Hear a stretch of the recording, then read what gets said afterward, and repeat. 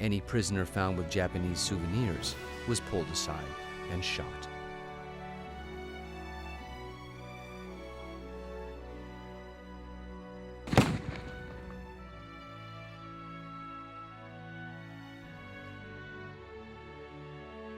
They took our canteen, they took our everything we got, watches. No, because they were already prisoners who were captured before me. The Japanese, have all kinds of watches. The guards, and they were showing up and laughing. If you have a long sleeve, they will let you to open your sleeve. Of course, after the surrender, well, you know how the death march was on. During April on Bataan, temperatures range well over 100 degrees in the jungle, higher on the road where there is no shade or cover.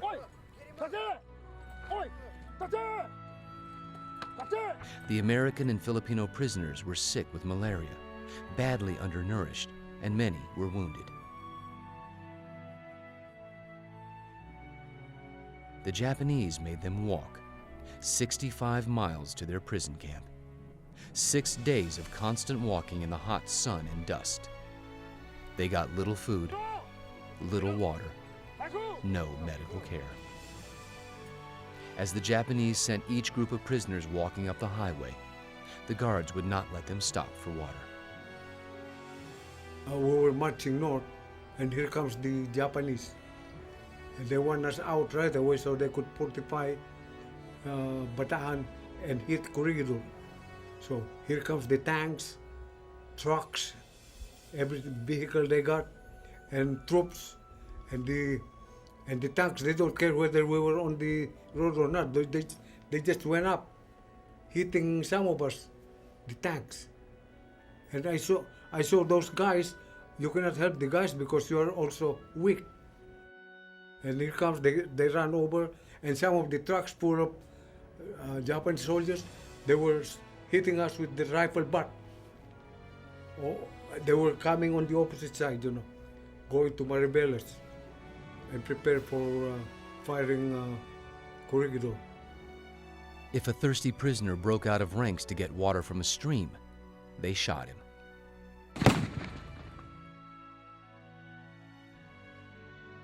If a prisoner fell down and could not go on, the guards killed him and left his body by the roadside.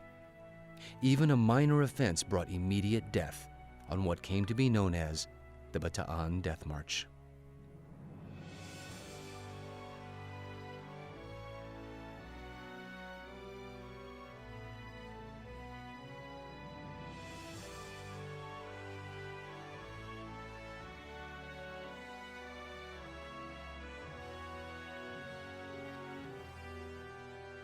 On the way, on both sides, you can see dead people.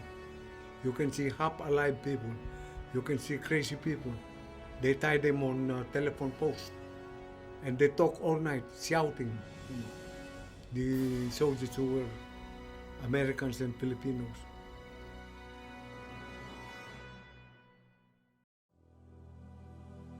The Japanese were not prepared for almost 80,000 Filipino and American prisoners. They estimated U.S. strength on Bataan to be about half that number. Colonel Masanobu Tsuji at Japanese Army headquarters devised a solution. He had his staff telephone senior officers on Bataan. These surrendered soldiers of the U.S. and the Philippine Army are not formally admitted prisoners of war. Each unit should shoot the soldiers they have hold with their unit. I am forwarding this order from the Imperial Army Headquarters. Your honorable unit shall carry out this order. Colonel Takeo Imai of the 141st Infantry Regiment had collected more than 1,000 Filipino and American prisoners when he got Colonel Tsuji's call. Shocked by the order to kill his prisoners, Colonel Imai demanded Tsuji deliver formal written orders. He then released his prisoners and told them to take off up the main road on their own. That way, when the written orders came, he would not have any prisoners to shoot. The written orders never arrived. Not all Japanese officers were like Colonel Imai. Hundreds, perhaps more than 1,000, Philippine Army soldiers were summarily executed. After the third day on the march, the guards quit shooting the prisoners. Instead, they used bayonets to save bullets.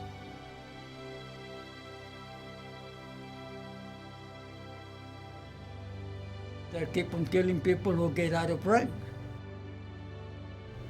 That's why we got more casualties, especially getting close to the farthest town, Guagua, Lubao, almost in San Fernando.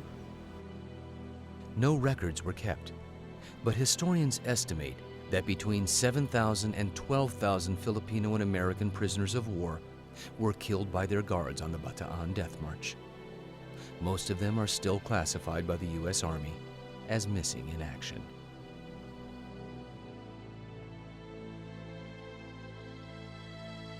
The prisoners who survived the death march arrived at an old Philippine Army camp, Camp O'Donnell, originally built to hold one division, 10,000 men. In San Fernando, Pampanga, when we reached there, we were loaded on a boxcar train towards Camp O'Donnell, Capas, Tarlac, so something like 50 kilometers north. And I was in prison there for 9 months. Conditions were even worse than the death march. The Japanese crammed 55,000 Filipinos and 8,700 Americans into the camp. There was little running water. The only sanitary facilities were open trenches dug along the barbed wire fence. Food was woefully inadequate, and there was no medicine. As the men ate their rations of rice and beans, clouds of large blue flies rose out of the latrines and covered their food. Malaria, dysentery, and dengue fever swept through the camp. The prisoners began to die, first by tens, then by hundreds per day. Sergeant Patterson was one of the medical corpsmen who tried to care for the sick and the dying. Upon my arrival, I made my first tour through the wards, and there I saw things that were hard to believe. There were soldiers weighing possibly less than 100 pounds in such condition of starvation it was actually possible to count their vertebrae through their stomachs. Many of these men were lying on the floor without blankets and without clothing. Large ulcers, 2 or 3 inches in diameter, were on their backs, abdomen, and navels, due to lack of mattresses. These patients, being unable to care for themselves or to move, and the lack of anyone of their buddies capable of looking out for them, were forced to lie on the floor covered entirely with their own feces and urine. Due to these conditions, flies completely covered their bodies. The death rate rose until men were dying at the rate of 400 per day. The guards assigned prisoners to burial details, which went on day after day.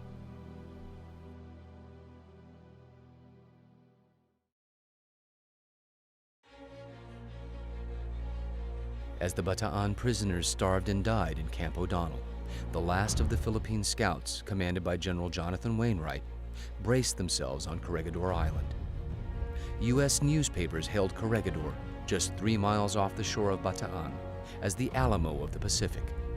It was the last Allied stronghold to hold out against the Japanese.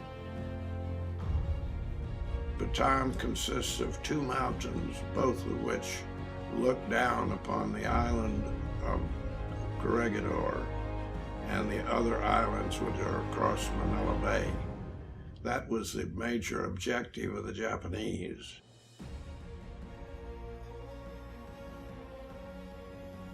U.S. and Philippine Scout artillerymen and U.S. Marines staffed Corregidor Island.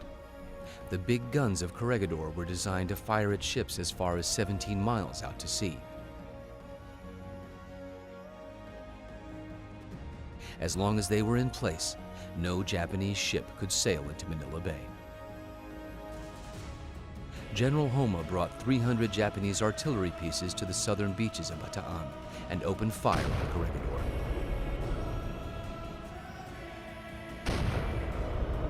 The scout artillerymen turned their guns and mortars toward Bataan and poured as much fire through them as they could. Day after day, the artillery duel went on, almost continuously.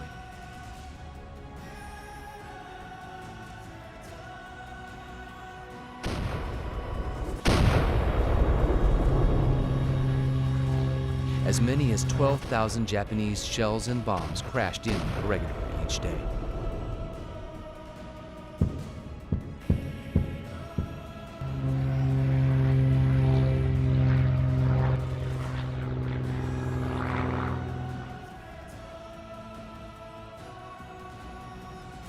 For 27 more days, the defenders of Corregidor held off the Japanese.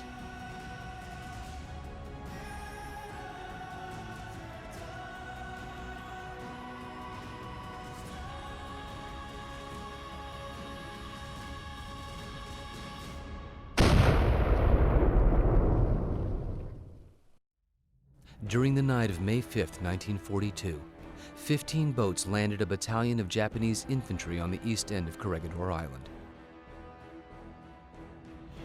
They quickly attacked the U.S. Marines and artillerymen.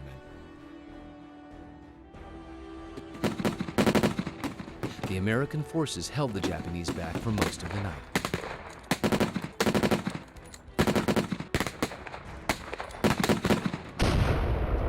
By dawn, the Japanese pushed their way across the island to a point close to the mouth of Malinta Tunnel, the underground bunker that held ammunition, fuel, and a hospital full of wounded soldiers and U.S. Army nurses. Behind the first wave of Japanese troops came tanks and artillery observers who could zero the fire from the coast of Bataan right in on the American positions. At dawn, Japanese dive bombers joined the pounding. General Wainwright recognized that the situation was hopeless. At noon, he surrendered.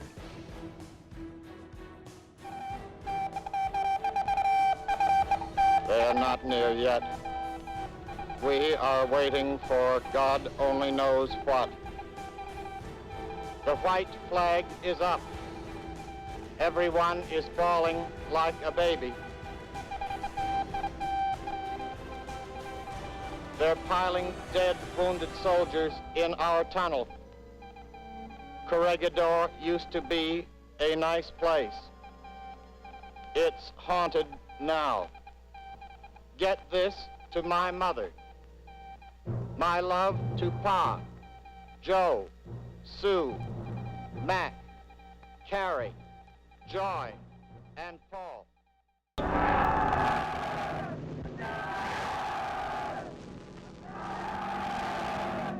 The last bastion of the Allies in the Pacific has fallen.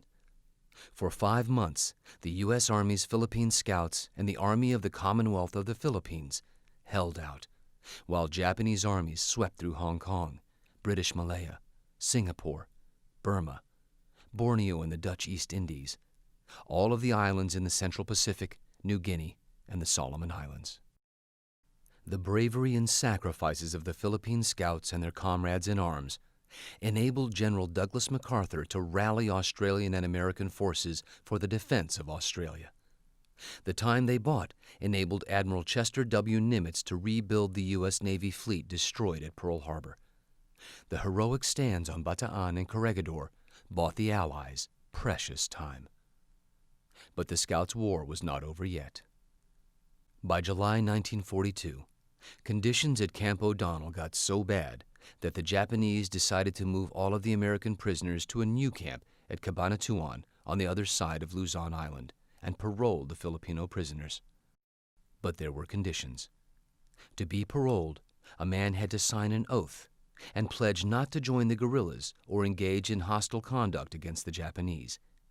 He had to have a member of his family or the mayor of his village sign for him and guarantee that he would not violate the terms of his parole. And he had to be well enough to walk. If a man was too sick to walk, they simply held him in camp until he got well, or he died. As we gathered near the barbed wire passageway, we were alphabetized and told to wait until our name was called. I had to carry one soldier up to the place. He was starving. I barely managed. "Oh no, don't leave me," he said. He was desperate. I prayed that there would be someone there to get him. Finally, they began to call the names. Some of the men could not walk out. When they called the man before me, nobody comes up. The Red Cross man says to me, "He has died." I walked out the passage to meet my family. As I walked, I heard them call the man after me. Not again. You know, nobody came. We waited there for a while to see what happened. We learned that that man died too. Think of it. The day they are letting us go home, men are still dying. The man before me and the man after me both died right there in the line to go home. Camp O'Donnell closed in January 1943.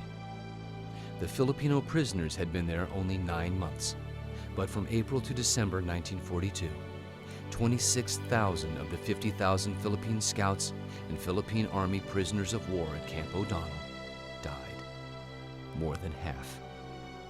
That's 5 dead prisoners of war per hour, 24 hours per day, for more than 200 days of disease, malnutrition, and mistreatment.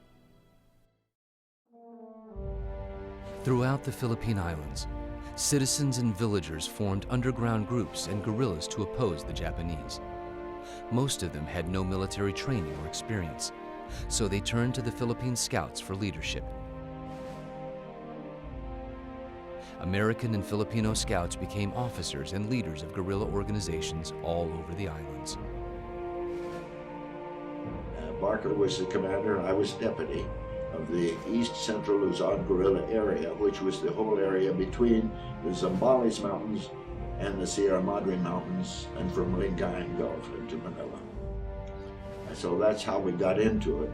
Later on, all of the others were captured. I happened to be the last one left alive. And that's how I became the head of the East Central Luzon guerrilla. It was some 40,000 guerrilla troops. When I got well, I joined the guerrillas. And my younger brother also joined the guerrillas already. My older brother already joined the guerrillas. So on different units.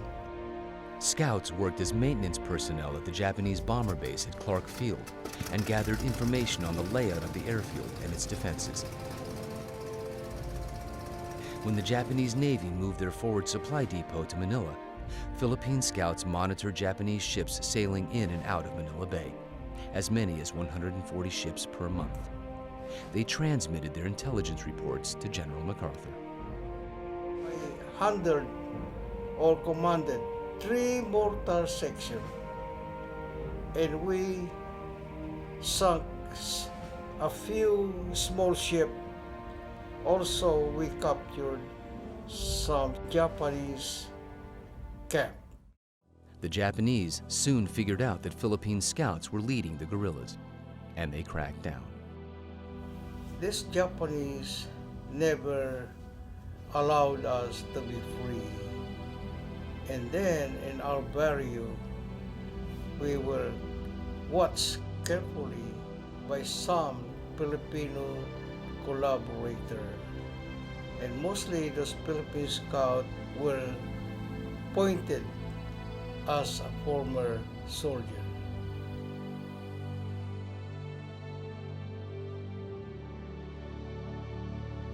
When the Japanese got this order to massacre those former soldiers, they know that around Fort William McKinley, they are all former Philippine Scouts.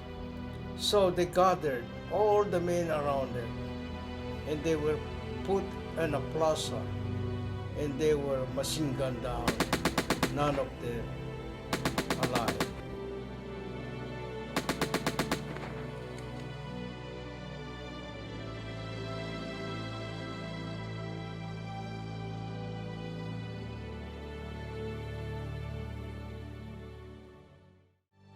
After the fall of Bataan and Corregidor, a curtain of silence had descended over the Pacific, and neither General MacArthur nor anyone in the United States knew what had happened to the prisoners of war in the Japanese-occupied Philippines.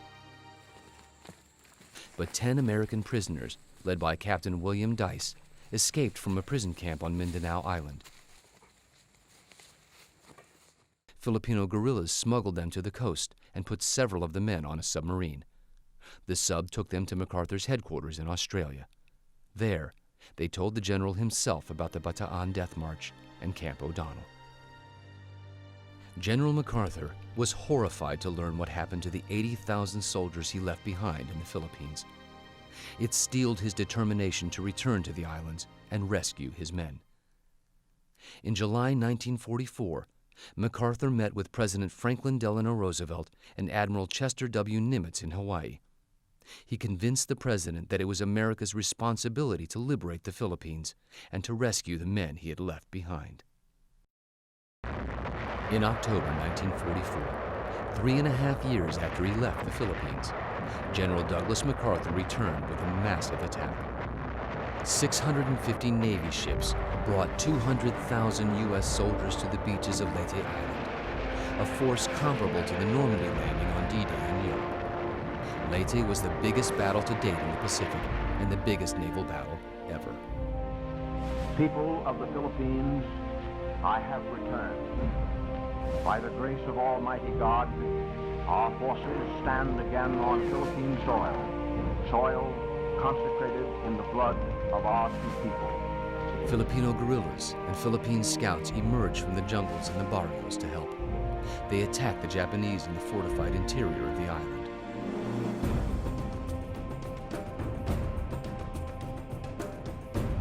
Let the indomitable spirit of Bataan and Corregidor lead on. As the lines of battle roll forward to bring you within the zone of operations, rise and strike. Strike at every favorable opportunity. For your homes and hearths, strike. For future generations of your sons and daughters, strike. In the name of your sacred dead, strike. Let no heart be faint. Let every arm be steel. After a month of tough combat, the U.S. Army and the guerrillas liberated Leyte Island. Coming home, I see a big tent. It's a tent. It says here, recovered prisoner division. I said, wow. So I get in. Recovered prisoner division. I went in, and the sergeant says, can I help you? I said, yeah. Would you take this serial number? 10, 30, 15, 19. That's my serial number.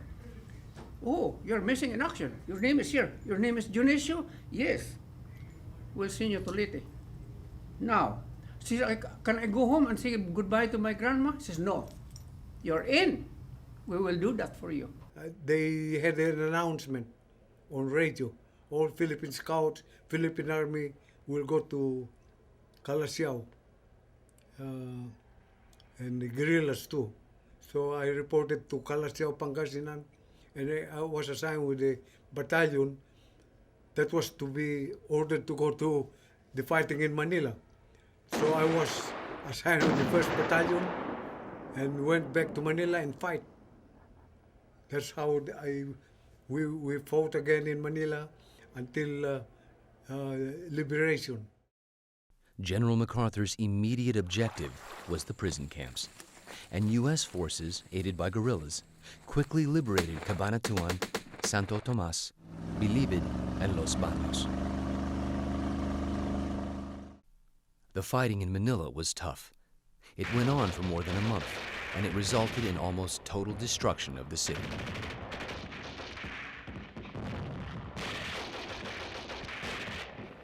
Fighting in northern Luzon was just as bad, with U.S. Army troops, scouts, and guerrillas having to dig the Japanese out of underground bunkers and caves. Scouts from all over the islands reported for duty, but there weren't enough left to fill out the old Philippine Division as a combat force. More than half of the scouts had died in the Japanese prison camps. So Filipino guerrillas joined as well, and these new scouts helped restore order in the war-ravaged Philippines and root out Japanese soldiers on Luzon and the other islands. They joined in the occupation of Okinawa and Saipan. They prepared for the invasion of Japan. I ended up being assigned to what was called the 2088th Ordnance Ammunition Company Provisional Philippine Scouts, which is a mouthful. So we were quite encouraged when they said, we're sending you overseas and you're going to Saipan. You see, Saipan had been a great big open air storage area in preparation for the landing or for the invasion of Japan. As American ships approached the southern Japanese islands in August 1945.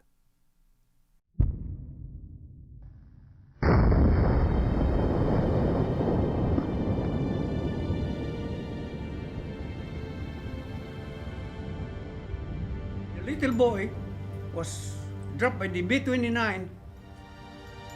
We were there close, very close, because we were trying to help. I was with us. I said, my God, I just come back from the guerrilla. Now I'm here. I was accidentally with the truck. God, that is it. I meet a sign of the cross.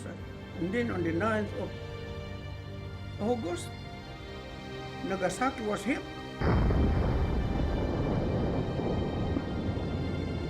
The Emperor of Japan surrendered.